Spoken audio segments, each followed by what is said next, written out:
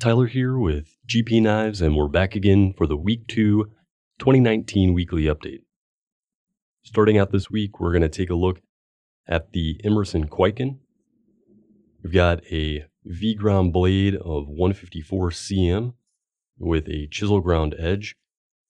This is going to make the blade very durable while retaining a razor sharp cutting edge.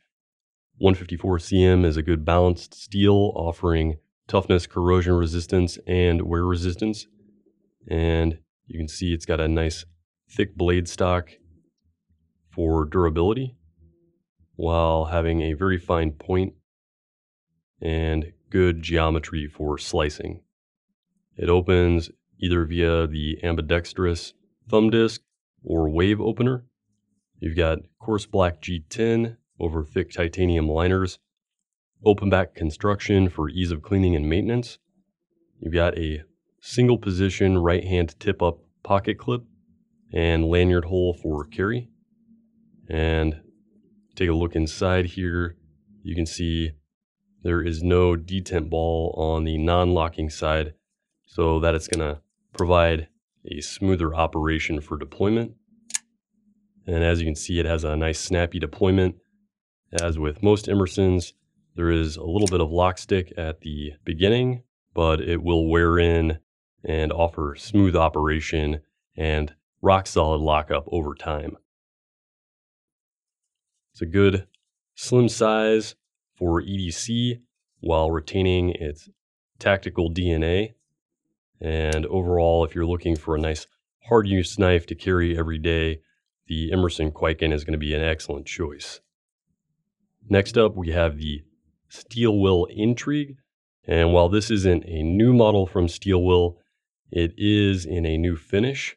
You got a black tumbled blade with matching black hardware and liner, and we've got this in both the full size and the mini.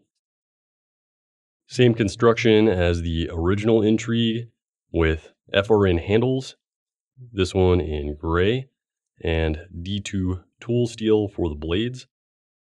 And these are flipper deployment with washers, but as you can see, it offers a very snappy and smooth deployment. So you're going to get bearing-like deployment with the robustness of the phosphor bronze washers. Reversible tip-up only pocket clip for carry, open back construction for ease of maintenance, and stainless steel liner lock construction.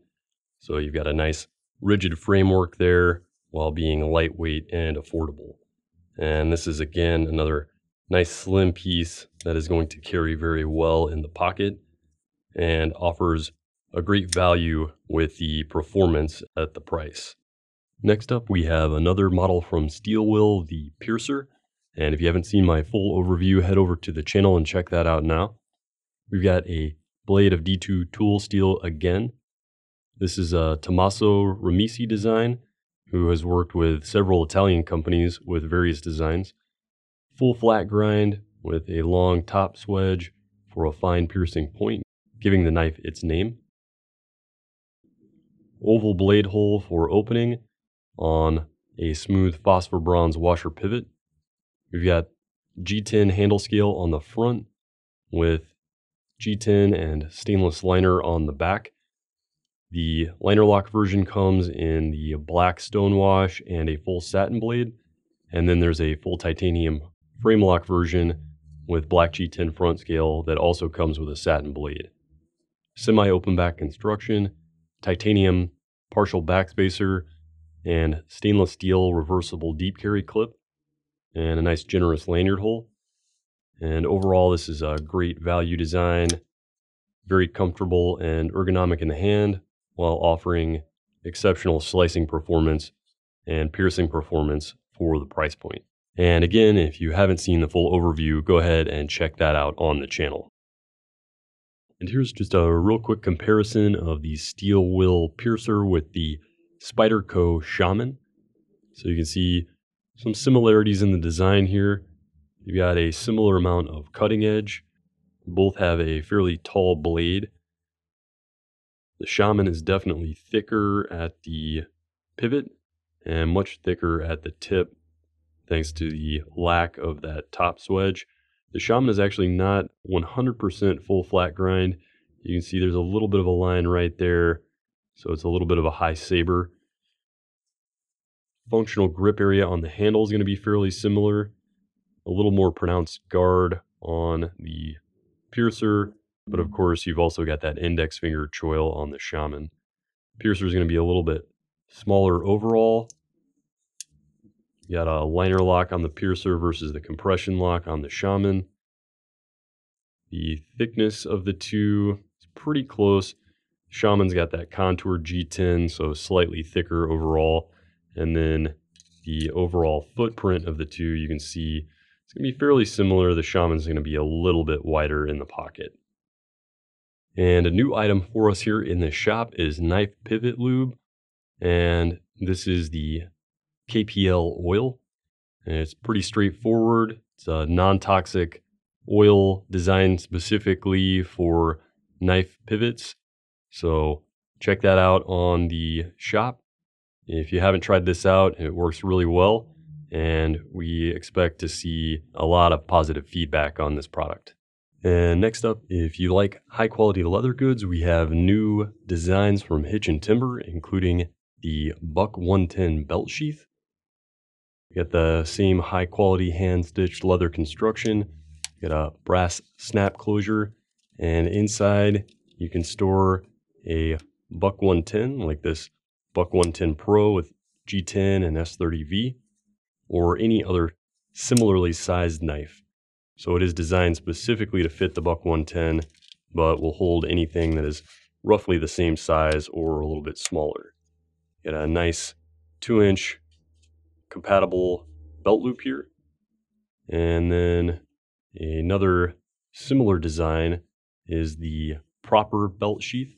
So designed to fit a Benchmade proper. Also holds a pin. What we've got in here now is the Victorinox Alox Pioneer, which is similar in size to the Benchmade proper and also compatible with this sheath. Similar construction as the Buck 110 sheath. This one also has mil-spec elastic on the side for holding a pin. We've got a Hinderer Investigator pin on the side here, but it will hold a Fisher bullet pin or any other similarly sized pin as well. We also have this new design, the Hitch and Timber Pocket Pack. This is a trio sheath, nothing on the back. It does have a grommet here for lanyard attachment. We've got that same Hinderer Investigator pin. It is more suited to the bullet pin. As you can see, the Investigator pin is a little tall, sitting outside of the profile, but it'll also hold, again, a proper or Victorinox Alox Pioneer or similarly sized knife. It'll also hold a GEC traditional pretty well. And then we've got the Olight i3T. So any AAA powered light of similar size. We do have size specs listed on the product page. And as with any handmade leather good, there is going to be a break-in period. As you can see, these are still pretty tight fit in there, but it will loosen up over time while still holding the items securely. And the last new addition from Hitch and Timber is the Engineer.